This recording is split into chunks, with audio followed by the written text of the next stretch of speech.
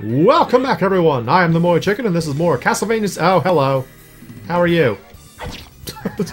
Yes. This is more Castlevania Symphony of the Night Maria mode. Now, in the last episode, we explored the special areas of this version of the game, including this place, the the underground garden, where there's a spooky gardener, because of course there is. We also found a boss and got killed by said boss, so we're going to try and do better this time. Now, I think the primary reason that I failed against the boss was that I went into the battle with very little HP, because it didn't seem like it was a terribly difficult boss, per se. It was just sort of like, I went in there with, I think, less than half my life, and that's never a good strategy for when you're trying to fight a boss. It's never a good strategy to go into a boss fight with, like, most of your health gone, because you need that. You need your health to survive, usually. It's usually a good plan to have health when you're trying to survive. So we're gonna try and do better. Shoot you, shoot you. Big old Venus flytrap over there. I don't like it. Die. I'm just gonna stay up here and shoot it. There we go. So yeah, this area, the underground garden, is one of the two areas that is added for this special edition. And I believe I already asked this, but Ed, if you would again, please remind our audience if this area is available in the PSP version. Is it? There you go. It's kind of cool. Like this one, as I mentioned in the last episode, is a little less useful per se than the Cursed Prison, which actually is a really nice cut through the castle. So we're about to fight the boss now. The boss, I hadn't noticed it before, but he has really cool, he has a cool rendition of Bloody Tears, I think, as his background music. That's neat. So we're gonna try and beat this guy.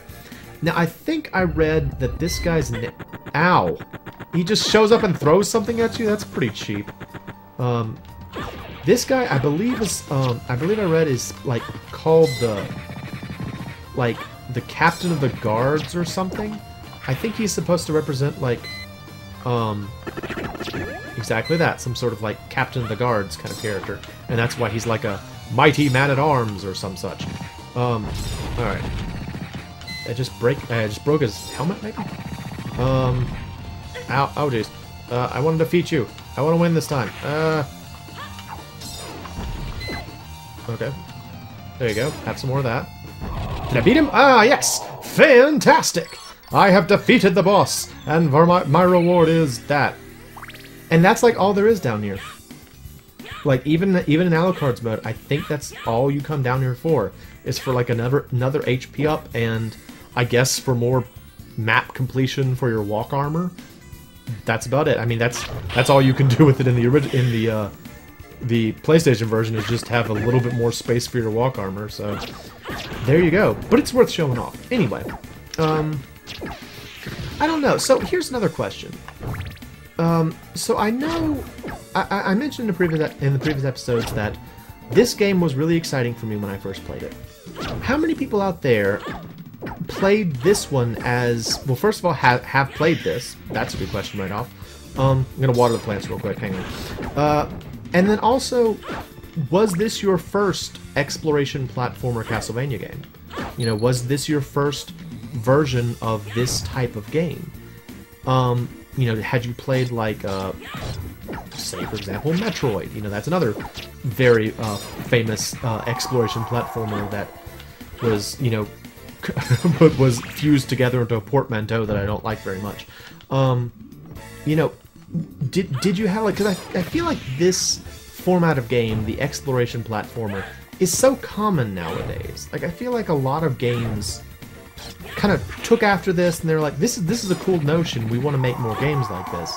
And so there are a bunch out there, but how many people out there have actually played the original ones? You know, how many people played the Castlevania exploration ones? How many people played Metroid, you know, Super Metroid, Metroid Fusion, anything like that? It's just kind of it's a question, because so I had played Metroid. I played Super Metroid when I was very young. It was I first played it when I was very young. I played it when I was older too, but I mean, like, I first played it when I was very young. I think probably like 4th or 5th grade, somewhere in there. And I loved it. I really liked Metroid, Super Metroid, pretty much from the start. And when I played this, I was like, oh, this is like a Metroid game. So, like, to me, this game felt very... Like, my first impression of it was Metroid. Now, there are a lot of differences, and that's part of what bothers me about the Portmanteau so much, is that I feel like, upon further reflection, they're not that similar. But I can get where the initial idea comes from. Because, you know, they both have, like, a similar-looking map screen. They both have the idea of, like, exploring an environment to find, like, items that allow you to, like, change your progression and get around in different ways and stuff like that. I get where it comes from, I just don't like it very much. Oh, actually, speaking of, this is just something that just popped in my head as I was talking. I was talking about how the Cursed Prison is a really convenient way to, get through the castle. I had forgotten that this exists, and this is a pretty easy way to get to this section of the castle, which, again, like in the basic game, the quickest way to get to the entrance is to come to the horse head warp. But as you can see from the map, hang on, super hang on, it's really not that close to the entrance. Look where we are compared to where the entrance of the castle is. It's kind of a long distance, so that actually is a decent little shortcut. Anyway, yes, I was talking about the I kind of blanked there for a second. Sorry. I was talking about the similarities between these. So they have similarities. They have a similar map screen structure, and like they you know, they both feature finding items to progress and become stronger. But you know, the Castlevania games have more weapons. Like, you know, you have the access to like different equipment. Samus gets like new beams and like new armor, but it's at a much slower rate. I also feel like the with Metroid, there's more of a notion that you're trying to get a specific list of things, and you want to kind of like find all, like, you want to find all the missile tanks, and you want to find all the bomb locations and the energy containers, because there's a very finite amount of them. In the Castlevania games, it feels more like if you get lucky and find like get a really good like equipment drop, or like you find an unexpected health power-up, it feels less like I was supposed to find this, and more like, oh, I got lucky. And that's a pretty big shift in game paradigm. Like, I feel like to put it another way, I would say that Metroid feels more like a platformer kind of game. Like, it feels more on the edge of the platformer side, whereas the Castlevania games feel more like RPGs to me. I don't know. I guess you could say it's a subtle difference, but it's a significant enough difference that I don't really like the Portmanteau. Anyway, I'll stop talking about that eventually. What was I talking about originally? Who knows? Who cares? I'm just exploring. I'm just talking and wandering around the castle as Maria, and it's fun because it's slightly different. Now, I have played through the Alucard mode on the Sega Saturn version as well. It was much more difficult because, again, I don't speak Japanese, so there's a lot that I couldn't really follow and so forth, but there are some interesting differences. One difference that does show up in the PSP version is that you have to fight Maria at one point.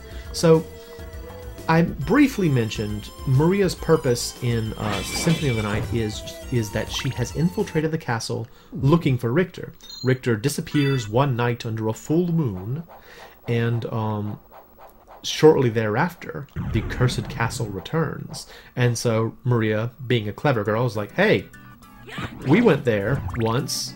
Maybe that's where he went again. Her first thought was just like, hey, maybe he just went back to like the evil castle again or something. I don't know. So she comes back here. And so as Alucard, you keep bumping into her, and she's like, hey, I'm looking for someone named Richter Belmont. Have you seen him? And Alucard's like, I don't know. I'm too pretty. And that's and like near the end of the I guess first half of the game, for lack of a better way to describe it, Maria is made to realize that Richter is being controlled, as Alucard has told her, and she also realizes that she is powerless to save him, and so she asks Alucard to do it for her.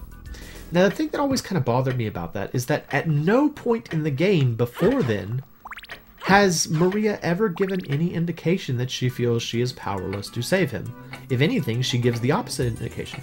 Also, since we know she was in Rondo of Blood, we have every reason to think that she is a competent and capable monster hunter from a long line of monster hunters, and she has no reason to think that she can't do this. However, in this version, there is a very solid reason to think that she should leave it in Alucard's hands, namely that she fights you. So, the fight occurs in, near the end when you would normally get the holy glasses from her. So there's that scene where, like, she says, like, Richter has been turned to evil, but I think he's being possessed. Here, wear these, and they will allow you to see the truth, or something like that. And, it always just sort of seemed weird to me that she was just sort of like, I mean, I guess you do it. I came all this way and I did all this stuff, but whatever, you can take over. I don't care. It just never felt in line with her personality. But she just sort of in this one. She just like fights you. She's like, okay, we'll see if you're really capable of saving him. Because if you're not, I'm not gonna leave him in your hands.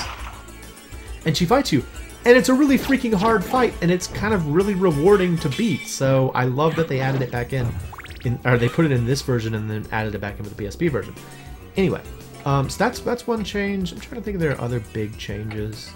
I don't think there are really any other significant, like, plot changes. It's just sort of that one instance. But, that's cool enough. I don't know. It's really cool to get to it's really cool to get to fight Maria, because also, that's how, I think in, also, I'm trying to think. I believe in the PSP version, the Maria that fights you there is actually the dove-throwing Maria. So I think the Maria you fight in this one is the Mega Man Maria. So that's kind of a neat difference too. I was about to say that I think that fight is the only place you can see the last remnant of this type of Maria, but I think they completely remade it for that version. Not sure. We'll have to check on that later. I don't know how we will, but I will try to check on that later. Ed, remind me. we'll try and figure it out, buddy. Anyway, stupid thing. What else was this? I was gonna say something else. I was always gonna say something else. Pretty much any one of my videos, you can just assume I was gonna say something else and then forgot it. That's just kind of the way I am. This opens. I'm trying to remember. This, I think we are near the portal that brings you to the other side of the cursed prison. Let's see. I think it's right over here, maybe? Down here? No. It's another one of those situations where, like, in the original game, or in the PlayStation version, it's like a wall, and in this version, it's just a door. You know, they just changed out a wall for a door, and it's really weird, and then you get super excited when you see it, because you're like, oh, what could that be? What is that? What is this special door? Where did this magical door come from? It's amazing! And then you're like, oh, it's like a special edition. Neat. I want to find it, and then we'll stop this episode, because I'm up against time again. But where is it? Where is it? I thought it was there. Where is it? Is it in the way here? Is it in the here? That's good grammar, right? Is it in the here? Where is this? This is the... Oh, yeah, I think this place is a different name in the Japanese one. I think it's called the Underground Water Vein. Yeah, Groundwater Vein. Ow! Jerk! Stop! Ow! Freaking spear guys! Ugh! Die, spear guy! Alright, so, we're gonna... that's a save point, I believe. We're gonna find the passageway, which I think is down here somewhere, and then I will go back and save, so we can do that in the next episode. We're gonna go over here first, because I think there's treasure. Yes, there's treasure. Now, kick a door down with my mighty Maria kick. Kick! Kick! I think this is... Oh, well, that was, I believe, a twist headband in Alucard's version. In this, it's a heart. I haven't mentioned that yet, so anytime you see just like a single heart sitting on a platform, that would have been a piece of equipment for Alucard, and for her it's just like a heart. It's kind of really disappointing, honestly. I wish there was something they could have added there, like maybe each one becomes a sub-weapon or something. That could have been cool, but nope, just hearts. Kind of lame. Alright, you. Shoot. Shoot. Shoot. Shoot. Spear guy. Spear guy. I remember one time I was playing... Ow! I was playing the Super Nintendo version of Castlevania Dracula X, and these spear dudes, of course, show up in Castlevania Dracula X, and they're super annoying, as they are in every game except for this one. There we go. And I had a friend who was like, "Whoa! I throw a lot of axes! Wow! Maybe the Renards should have had the vampire killer, jeez." Oh wait, there it is. Okay, so I think this is the way. Yep, there we go. So that is the other side of the Cursed Prison. We will come back, check that out in the next episode. But first, we're gonna go back to that save point. Yeah, that's pretty amazing, honestly. Is that? I guess she can just always do that. Wow, that's useful. Also, all this money I'm picking up, completely worthless. It has no purpose because the Master Librarian does not care about her. She does not have a library card, and therefore he doesn't have to care.